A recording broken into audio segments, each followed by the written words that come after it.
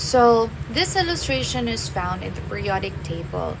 So, ang information about the atomic number, the element symbol, element name, and the atomic weight. So, in your periodic table, you will find all the information that you need, or most of the information that you would need of the different elements that we will be talking about all throughout this semester. So it's important that you will familiarize yourselves with how to read your periodic table, how to interpret the information, how to get the appropriate information or the right information from your periodic table.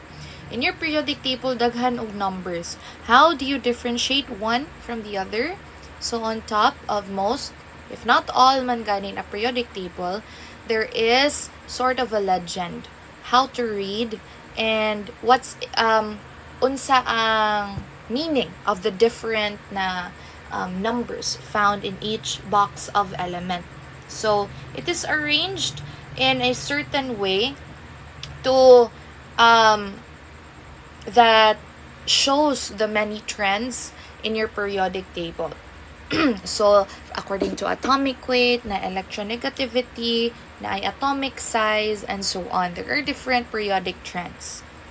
Now, compounds. Let's talk about compounds. So, ang compounds class or a compound is a pure substance that contains more than one element. Okay? More than one element. So, therefore, in the example, we have H2O. We have the element hydrogen, 2 molecules of hydrogen, and 1 molecule of oxygen. In the other example, you have NaCl or salt, table salt, and H2SO4 or sulfuric acid. So, ang water class is a compound of hydrogen and oxygen. So, there are many other compounds that we will talk about in the future, like methane, acetylene, naphthalene, and most of them would include mga carbon, hydrogen, and oxygen. You have sulfur. Ano sila ang mga most common, but they are in different proportions. Ang compounds, however, have fixed ratios by mass. So, what does that mean? So, a given compound would always contain ang same na element and same percentage by mass. So, for example, sa water. Water contains precisely about 11% na hydrogen and mga 89% na oxygen. So, there would always be 2:1. Miss, nalagi ko'y makita na ay 3, na ay 2, and so on. However, if you compute that, you will multiply man na. I-multiply man na nimo by the subscript. So, that is 6 molecules of hydrogen and 3 molecules of oxygen. So, simply, 2:1 gihapon siya. Okay? So, however, if you change it to H2O2, that is a different compound altogether. Ma-change na yung identity. Therefore, the ratio or the fixed ratio of compounds would identify kung what compound it is.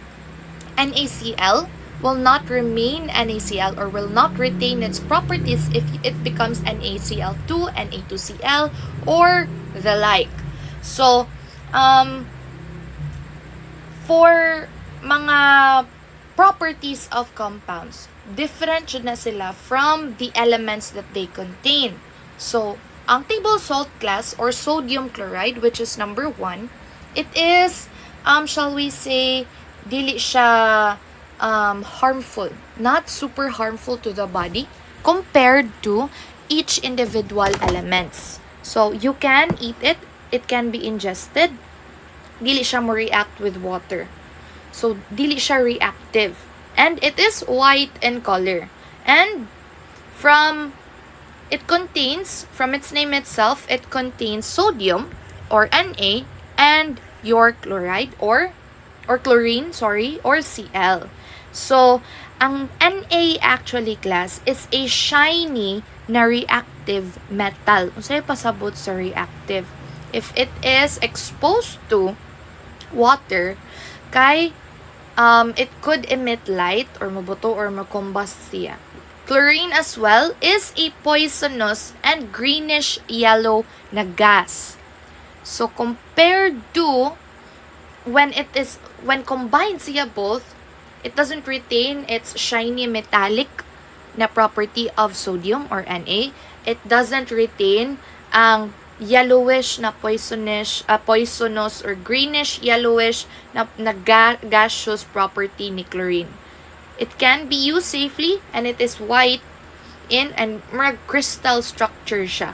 So, there is a profound change that takes place because of the ratio and combination of sodium and chloride.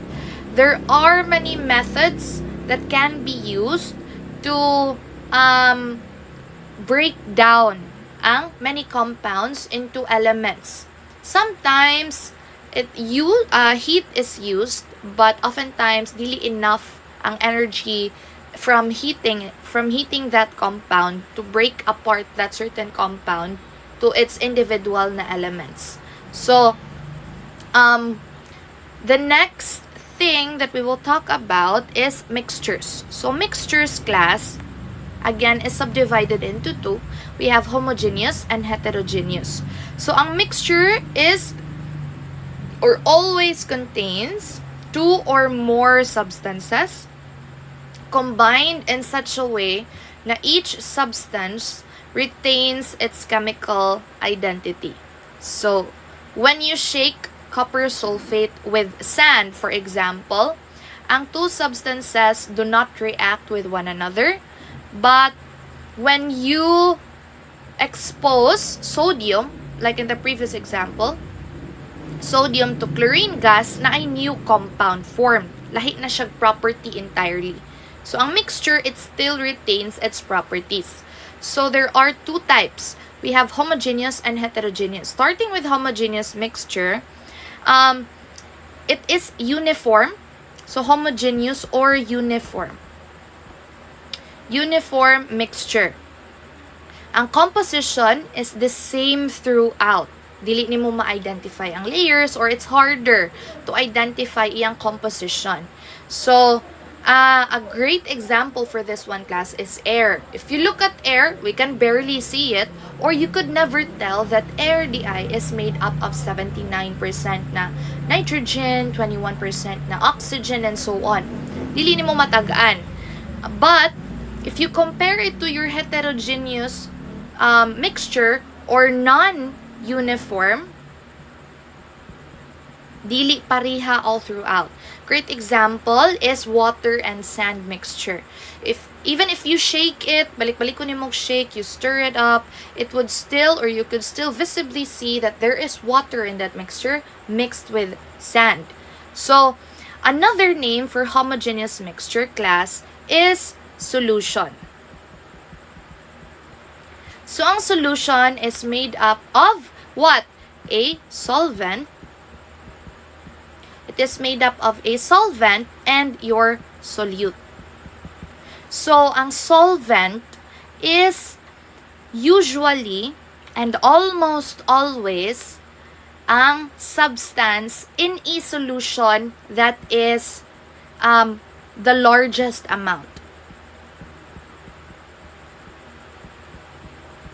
Okay? Ang pinakadaghan in a solution is your solvent. Unsa may buhaton sa solvent? The solvent, which most commonly, again, would act as a liquid but not all the time, kay it would dissolve your solute. And the solute, the opposite, siya ang mas gamay na amount in the solution.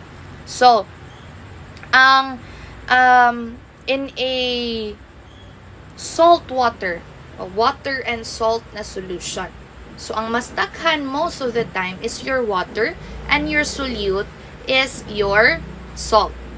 It is also common that your solute class is either solid or another liquid pud. Pwede pud na siya. There are a lot of types of solutions.